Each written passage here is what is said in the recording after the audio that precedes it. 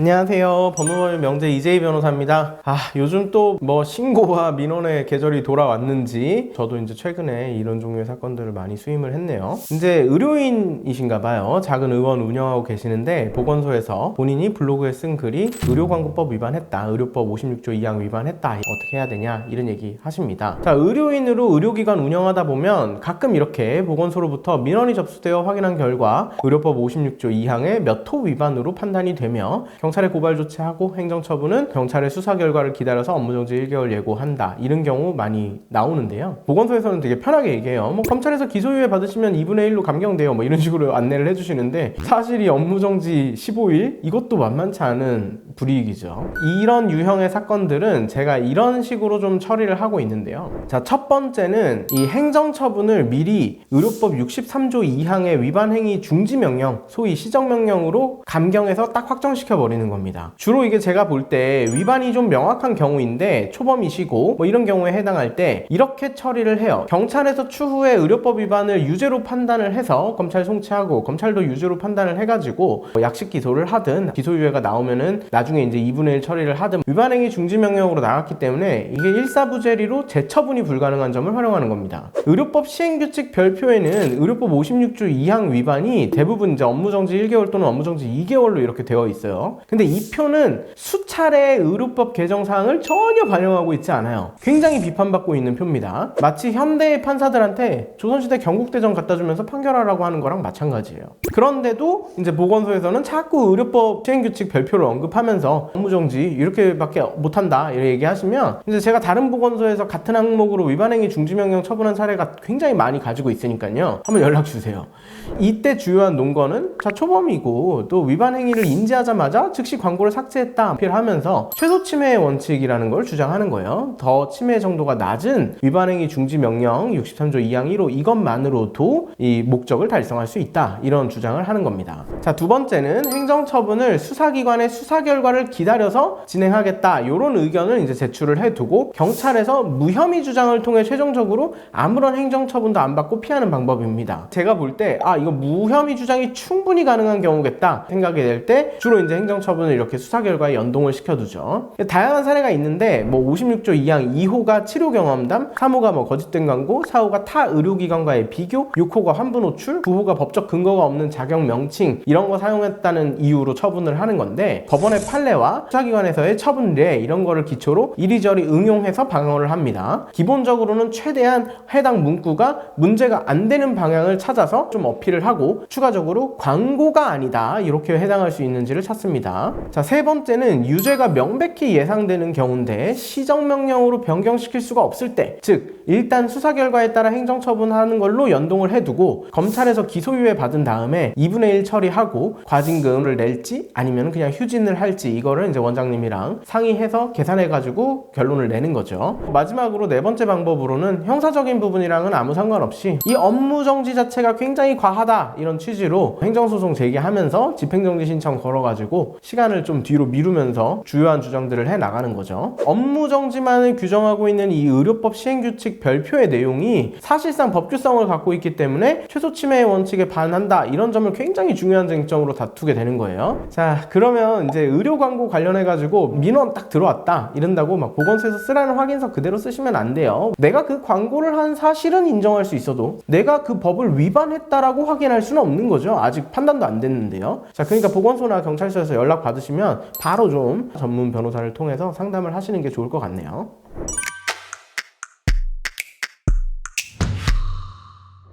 안녕하세요. 법무법인 명재 이재희 변호사입니다. 최근 의료법에 위반하는 광고다 보건소를 통해서 연락받으신 원장님들 많이 계신 것 같아요. 그래서 오늘은 지난 영상에 이어서 의료 광고 관련한 영상 2탄인데요. 제가 최근에 방어에 성공했던 사례들을 좀 설명을 드리려고 합니다. 첫 번째 사례는 치과 전문의는 전체 치과 의사 중 7% 뿐입니다. 땡땡 치과는 치과 전문의가 진료합니다 라는 문구. 두 번째 사례는 땡땡 의료원 출신 의료진이 진료 진료합니다 라는 문구를 의료기관 홈페이지 상에 이제 게시하였다는 이유로 문제가 되었던 사례입니다. 지난 영상에서 제가 말씀드렸듯이 의료법 위반 광고가 되면 보건소에서는 크게 생각을 하지 않고 일단 의료관계 행정처분 규칙 별표에 따라 영업정지 1개월을 부과하는 경우가 많기 때문에 해당 의료기관을 운영하는 의료인은 물론이고 환자들의 입장에서도 큰 손해가 발생하는 심각한 문제입니다. 그런데도 보건소에서 수사기관에 모든 판단을 일임해버리고 수사기관은 또 보건소의 고발 결정이 있기 때문에 큰 비판 없이 수용해서 그대로 형사처벌을 내려버리는 경우가 많습니다. 검찰에서도 기소유예가 인정이 되면 2분의 1 감경사유가 적용이 돼서 영업정지가 15일로 줄어들어 버리기 때문에 큰 고민 없이 기소유예 결정해버리는 경우가 많은데요. 그래서 이제 조기에 정확한 대응을 하는 것이 굉장히 필요합니다. 말씀드렸던 첫 번째 사례는 보건소 단계를 지나서 경찰 단계에서 제게 연락을 주셨던 케이스예요. 저는 치과 전문의는 전체 치과 의사의 7%뿐이라는 문구가 해당 치과뿐 아니라 다른 많은 치과에서도 사용되고 있는 것을 확인할 수 있었고 그 이유를 찾아봤는데요. 최초 치과 전문의 자격은 있는데 시험을 실시하지 않아서 치과 전문의를 하지 못하신 분들이 계셨어요. 이런 분들에 대해서 치과 전문의 시험을 실시하게 되면서 보건복지부에서 7% 수준으로 관리하겠다라는 여러 발표를 했습니다. 실제로도 대다수의 치과 의사분들이 아직도 전문의가 7% 수준이라고 알고 있는 이유예요. 이게 별도로 통계가 발표가 된 적이 없다 보니까 계속 그런 줄 알고 있다가 통합치의학과 전문의가 인정이 되면서 또 과거 시험이 실시되지 않았기 때문에 전문의라는 표현을 사용하지 못하고 인정의라는 표현을 사용하시던 분들도 과거에 수련을 받은 것을 근거로 다시 시험에 응시할 수 있게 열리면서 이 숫자가 대폭 늘어나게 됐죠. 그래서 현재는 전체적으로 30%가 넘는 수준으로 증원이 되게 된 것입니다. 이러한 사정을 일선 치과에서 개업하신 원장님들이 하나하나 알고 있기 어렵죠. 또한 치과 블로그 광고를 전문으로 하는 업체에 광고 문구 작성 같은 것을 일괄적으로 맡겼던 사정 등이 종합적으로 고려돼서 이 사건에서는 무혐의 처분을 받게 되었습니다. 당연히 행정처분에서도 아무것도 받지 않으셨죠. 두 번째 사례는 땡땡 의료원 출신 의료진이 진료합니다 라는 표현입니다. 사실 이 의료원이라는 표현은 법률적 용어로 사용되는 것이 아니라 일상적 의미로 훨씬 더 많이 사용하고 있어요. 근데 우리나라에서 가장 유명한 대학병원들이 대부분 이러한 의료원이라는 상위 브랜드를 두고 그 안에 여러 병원들과 각 대학교의 의학과, 치의학과 또는 한의학과 등을 함께 묶어서 교육기관까지 포함하는 개념으로 의료원이라는 이름을 홈페이지 등에서 사용하고 있습니다. 제 의뢰인의 경우에는 그 의료원 브랜드에 묶인 굉장히 상위의 대학을 졸업한 분이셨어요. 근데 사실 그 대학이 운영하는 대학병원에서 수련을 받지는 않으셨거든요. 그런데 이분이 이제 개원을 하게 되면서 이 의료기관 홈페이지에 문구를 써야 되는데 내가 무슨 대학 출신이다 라고 쓰기가 너무 좋은 학교를 나오셨다 보니까 약간 자기 자랑하는 것 같이 좀 부끄러우셨나 봐요. 그래서 무슨 의료원 출신이라고 표현을 하신 거죠. 보통 출신 대학보다 더 유명한 병원에서 수련을 받으면 이런 의료원 출신이라는 문구를 많이 쓴다고 해요. 그래서 사실 오히려 그 대학을 나오신 분이 다른 대학을 나오고 수련만 그곳에서 받으신 분들이 쓰는 문구를 쓰신 거죠. 그랬더니 또 이게 누군가의 신고로 보건소에 민원이 접수되었고 또 바로 경찰에 고발 조치가 되었어요. 이분의 경우에는 보건소에서 확인서를 작성해달라고 요청을 해서 그 확인서를 작성하신 상태로 제게 찾아오셨는데 제가 그 이후 단계인 의견 진술서를 제출할 때부터 좀 강하게 형사처분에 연동을 걸어두고 무혐의를 받을 수 있다라고 설명을 드렸지만 원장님께서는 조금이라도 위험을 감수하고 싶지 않다고 하셔서 시정명령으로 먼저 행정처분을 확정 지어 놓고 그런 취지에서 이제 형사 대응을 시작하게 되었습니다. 수사 단계에서 제가 의료원 홈페이지들에 대학들이 포함되어 있다는 사정도 제출을 하고 또 의뢰인이 왜 그런 문구를 사용하시게 되었는지도 그리고 그것이 실제로 소비자들에게 피해를 줄 우려나 국민 보건에 위해를 줄 우려가 없다는 점도 잘 어필을 했어요. 그래서 결과적으로 무혐의 처분이 잘 나왔습니다. 이 변호사 입장에서는 이런 두 번째 사례처럼 100%라고 단정하거나 악결과의 발생에 대해서 책임을 대신 져 드릴 수가 없다 보니까 의뢰인에게 강하게 말씀을 더 못 드리는 경우가 많이 있습니다. 그런데 이제 저같이 의뢰인에게 거짓말 절대 안 하는 변호사가 99%입니다 이렇게 말씀드릴 때는 장담해드리지는 못해도 저 스스로는 확신을 하고 있는 상태이거든요. 이럴 때는 좀 믿고 끝까지 가보셔도 좋을 것 같네요. 혹시 오늘 영상 보시고 의료 광고 관련하여 궁금한 점이 있으시면 공개하지 못하는 수많은 사례들이 있으니 대한의사협회 법제이사 출신의 저 장금 변호사에게 꼭 상담 신청해 주세요. 감사합니다.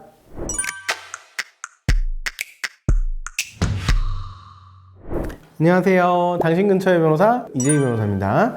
자, 의사, 치과의사, 한의사분들이 공통적으로 겪는 굉장히 골치 아픈 문제가 바로 이 의료 광고에 대한 부분인데요. 제가 의료 광고 관련하는 사건은 굉장히 많이 진행을 하고 있어요. 오늘도 몇 가지 사례 소개해 드리려고 하는데요. 먼저 제가 최근 다시 한번 대한의사협회 법제이사가 되었고 또 의료배상공제조합 법제이사에 취임을 하면서 동시에 이제 의료광고 심의위원, 의료감정원 중앙위원, 보건복지부 보건의료인 행정처분 심의위원으로 위촉이 되었고요. 이렇게 활동을 하고 있는데 의료광고 심의도 제가 열심히 하고 있는데 유튜브에 변호사가 이렇게 자신의 의견이나 주장을 전달하고 정보 전달하는 것처럼 의료인분들도 정보 전달 목적의 영상 굉장히 많이 올려주고 계세요. 그런데 이렇게 올라가 있는 정보 전달 목적의 영상에 대해서 시비 거는 사람들이 많이 있습니다. 저 아기를 품고 있는 환자라든가 아니면은 경쟁하고 있는 의료기관 이런 곳에서 환부 노출 광고다, 의광심 받지 않은 광고다 이러면서 신고가 너무 많다 보니까 이런 순수한 정보 전달로서 의광심 받을 필요가 없는 영상에 대해서도 요즘에는 막 심의 신청이 많이 들어오시더라고요. 자, 본론으로 돌아와서 오늘 3가지 사례 소개해 드릴 예정인데요. 첫 번째는 문제됐던 문구를 설명드리겠습니다. 전국에서 가장 합리적인 비용으로 탈모약을 복용하실 수 있게 준비했습니다 라는 문구. 자, 이 사건은 경찰에 고발 조치도 되고 영업정지를 시키겠다고 보건소에서 이 최초 원장님께 너무 겁을 줘가지고 제가 그 대응을 바로 들어가게 됐던 사건인데요. 비교할 수 있는 거로 합리적인 비용이라는 말과 저렴한 비용이라는 말이 있는데 만약 여러분 전국에서 가장 저렴한 이라고 하면 굉장히 명백하죠. 조금이라도 다른 저렴한 의료기관이 나온다면 이 말은 거짓 광고가 되는 겁니다. 근데 합리적인이라는 표현은 그 저렴한이라는 표현과는 달리 앞에 전국에서 가장이라는 최상급이 사용되었다고 하더라도 사실 국민 보건에 미치는 영향이 그렇게 크지는 않죠. 왜냐하면 전국에서 가장 합리적이라는 말이 제일 싸다는 겁니까? 의미가 불명확하잖아요. 그래서 그런 부분 제가 좀 지적을 했고요. 다음으로 이 최소침해성 원칙에 따라서 의료법 63조 2항의 위반행위 중지명령이 좀 선행되어야 하는 사안이다. 네, 이런 부분 제가 어필을 해서 일단 시정명령으로 처분 변경을 확정해 놓은 사안입니다. 자, 두 번째 사건은 피부과 원장님이신데 레이저를 이용해서 하는 그 에스테틱 시술 이거 받는 가족들의 영상, 내 가족들한테 그거 해주는 영상을 찍어가지고 유튜브에 올려서 설명해 주신 거예요. 그런데 이거를 이유로 이제 도끼를 품고 아기를 갖고 있는 어떤 환자분이 환부 노출 광고다, 의광심 안 받은 광고다 이렇게 해서 형사 고발하고 보건소에다가도 민원 넣고 이런 사안입니다. 자, 이 사건에서는 환부 노출이라고 해서 무조건 다 금지되느냐? 이게 아니다. 혐오감이나 공포심을 일으키는 환부 노출 광고가 금지되는 것인데 자, 피부과에서 에스테틱 시술하는데 공포심, 혐오감 느끼게 하는 영상 올려가지고 그게 광고가 되겠습니까? 공포심이나 혐오감 일으키는 환부가 아니죠. 아름다워지고 있는 과정이죠. 또 가족을 등장시켰는데 내가 이 혐오감, 공포심이 일으킬 영상이었으면 내 가족을 거기다가 얼굴 까고 올려놓겠느냐? 이런 부분 제가 강조했고요. 다음으로 의광심을 안 받은 광고다 이런 주장에 대해서는 광고에 대해서 받는 것은 맞다. 의광심이라는 게. 근데 광고와 홍보라는 말은 달라야 된다. 즉 어떤 글을 올리고 영상을 올리는데 이게 기본적으로 정보 전달이 목적이라고 한다면 당연히 의료기관에서 정보를 내가 아무 이유 없이 공익을 위해서 전달하지는 않을 거 아니에요. 약간 나와 의료기관을 좀 홍보하고자 하는 목적은 있겠죠. 근데 그 목적이 노골적으로 드러난 게 아니라 주된 목적이 정보 전달이라면 이때는 이건 광고에 해당하지 않는 사안이기 때문에 의광심을 받을 필요가 없다. 이렇게 제가 주장을 했고 경찰에서도 제 주장 받아들여서 무혐의 불송치 처분 받아냈습니다.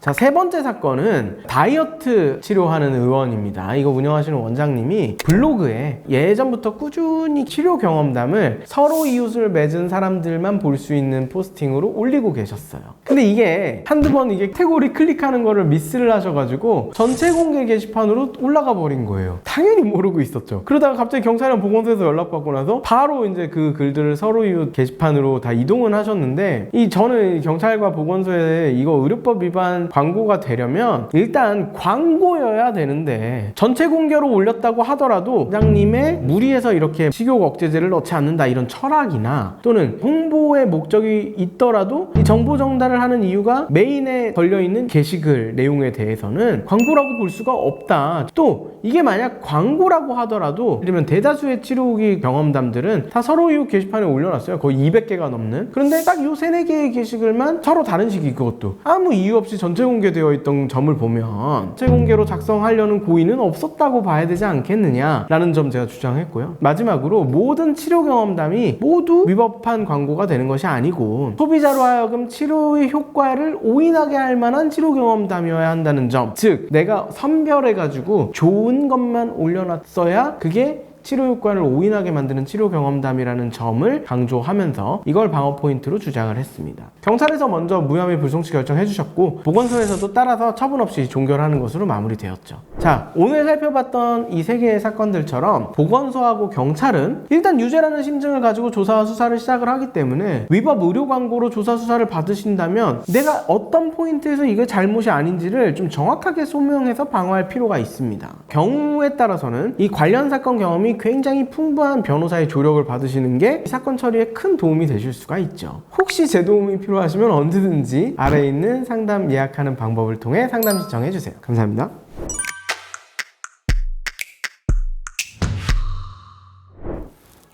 안녕하세요. 당신 근처의 이재희 변호사입니다. 최근 제게 굉장히 많이 의뢰되는 사건이 의료 광고 관련된 사건이라고 몇 차례 설명드린 적이 있습니다. 최근에도 한 원장님이 의광심을 받지 않은 광고라는 이유로 보건소에서 영업정지 1개월 사전 통지를 받으셨다라고 하시면서 상담 신청을 하셨는데요. 제가 상세하게 어쨌든 설명을 드리고, 보건소에 의료관계 행정처분 규칙상 1차 위반은 경고다, 이 점을 잘 어필하시라고 안내를 해드렸습니다. 그랬더니 이제 잘 해결되셨다고 이렇게 로톡에 후기를 남겨주셨네요. 이 좋은 후기에 힘입어서 오늘은 사전 의료 광고 심의를 받아야 하는 매체의 종류에 관한 내용을 설명드리려고 합니다. 우선 의료 광고 심의는 광고에 대해서 받아야 합니다. 이 광고라는 말은 넓은 의미로 홍보와 비슷한 의미가 있지만 명백히 홍보의 목적과는 구별되는 거죠. 즉, 정보 전달을 주된 목적으로 삼는 영상 게시글은 그 안에 홍보의 목적이 있다고 하더라도 이게 반드시 광고가 되지는 않죠. 그런데 사실 이 광고 목적과 정보 전달의 목적을 구분하기는 굉장히 어렵습니다. 따라서 누군가가 신고를 하게 되면 경찰이든 보건소든 방어하는 과정에서 순탄하게 진행되지는 않습니다. 그러다 보니 각 의료광고 심의회에서 사전 심의를 받아주는 대상인지 아닌지, 또 내용상 금지되는 부분이 포함되어 있지는 않는지 하는 것들이 여전히 쟁점이 되게 되죠. 과거 보건복지부에서 진행하던 의료광고 심의는 사전 검열에 해당한다는 헌법재판소 결정 이후에 자율기구로 이양이 되었어요. 그런데 아직도 의료관계 행정처분 규칙 별표에는 복지부 장관의 심의를 받지 않은 광고라는 표현이 등장하고,